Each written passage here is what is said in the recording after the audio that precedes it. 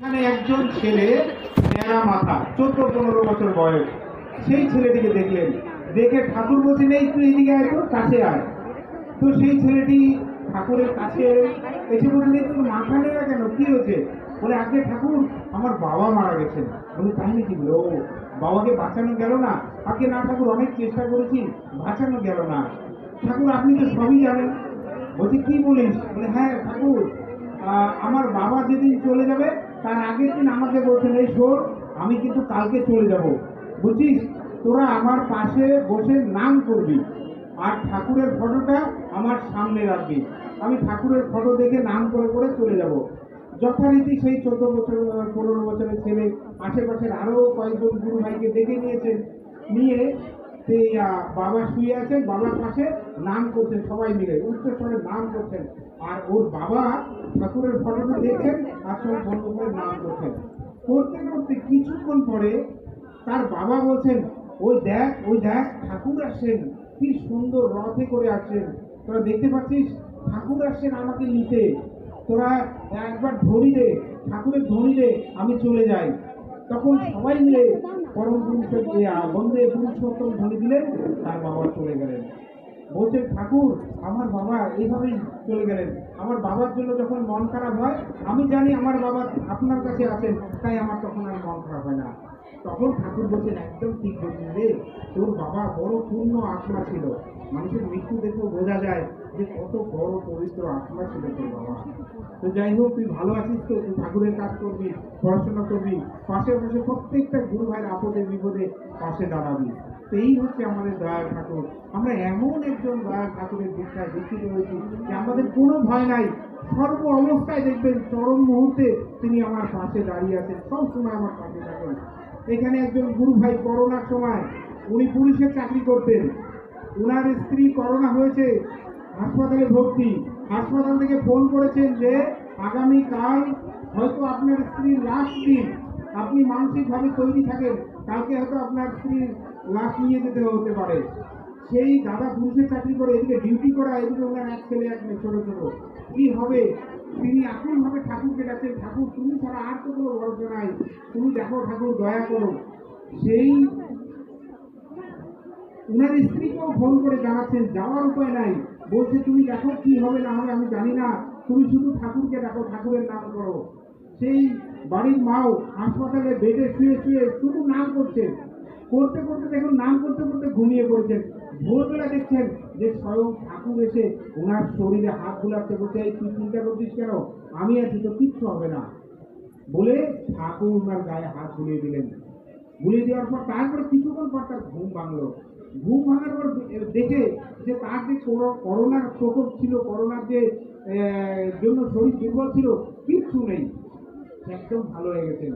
পরে সকালবেলা যখন ডাক্তার সিস্টার আসছেন, এসে দেখছেন, আরে এই পেশেন্ট তো চলে যাওয়ার কথা আছে। উনি দেখছি দিব্যি উঠে বসে আছেন, বাড়িতে ফোন গেছে। এবার উনার স্বামী ফোনটা, যে হাসপাতাল থেকে ফোন, উনি ভাবছেন এবার তো লাস্ট ফোন, ফোন ধরবেন কি ধরবেন না ভাবছেন। তাও ভাবছেন যে ধরি, কি বলেন। তো ফোন ধরে বলছেন যে, দেখুন আপনার স্ত্রী একদম সুস্থ হয়ে গেছেন, আপনি আপনার স্ত্রীকে নিয়ে যান। এই হচ্ছে তার দয়া। এইভাবে অদ্যাবধি লীলা করেন গোড়ারায়, কোন কোন ভাগ্যবানও দেখিবার পায়। এই যে তিনি কিন্তু লীলা করে যাচ্ছেন, তিনি কিন্তু সবাইকে দয়া করার জন্য আসেন। দয়া যে পাবো তার জন্য আমাদের করতে হবে। এই করার জন্য তিনি বলছেন যে যজন যাজন ইষ্টনীতি সৎপ্রেমী সদাচার, এই যে 5টা নীতি, এত সহজ সরল নীতি তিনি দয়া করে দিয়ে গেলেন। এবং আমরা যেন ঠাকুরকে নিয়ে চলতে পারি, তার জন্য তিনি দয়া করে আচার্যদেব রেখে গেলেন। আচার্যদেব হচ্ছে আচরণ সিদ্ধ ব্যক্তিত্ব, যিনি ঠাকুর যা যা বলেছেন তিনি সমস্ত কিছু তার জীবনে পালন করে দেখাচ্ছেন, যে কিভাবে ঠাকুরকে নিয়ে চলতে হয়, কিভাবে সংসার জীবন পালন করতে হয়, কি করে সন্তান পরিচর্যা করতে হয়, কিভাবে পারিপার্শ্বিক সবাইকে নিয়ে চলতে হয়। তো এই হচ্ছে আচার্যদেবের একটা দয়ার ঘটনা বলি। আচার্যদেব নাট মণ্ডপে বসে আছেন দেওঘরে। আমরা যারা যারা গেছি আমরা জানি তিনি নাট মণ্ডপে বসেন সকালবেলা এবং রাত্রেবেলা। তো 10টার সময় নাট মণ্ডপে বসে গেছেন, আমিও সেই সময় নাট মণ্ডপে আছি, আপনাদের পাশেই বসে আছি। সূর্যপদ বিঙ্কি দাও বসে আছেন এবং অগণিত দাদারা মায়েরা সামনে বসে আছেন সবাই, এবং বিভিন্ন গুরু ভাইরা একে একে আসছেন। তো সেখানে থেকে একজন ঋত্বিকারা এলেন, উনি দুজন মেয়েকে নিয়ে আসেন, এই 17-18 বছরের দুটি মেয়েকে নিয়ে এসে আচার্যদেবের সামনে যে প্রণামীর বাক্স থাকে তার পাশে ওই মেয়ে দুটিকে বসিয়ে আচার্যদেব বলছেন, আগে আমি দীক্ষাপত্রের কাজে গেছি, গিয়ে দেখি এই একটা গ্রামে গেছি, গ্রামে গিয়ে দেখি এই মেয়ে দুটিকে ঘরে তালাবন্দি করে রেখেছেন, এদেরকে শিকল দিয়ে বেঁধে রেখেছেন। তো আমি জিজ্ঞাসা করলাম কি হয়েছে এদের, বলছেন যে এদের মধ্যে অশরীরী আত্মা ভর করেছে, এরা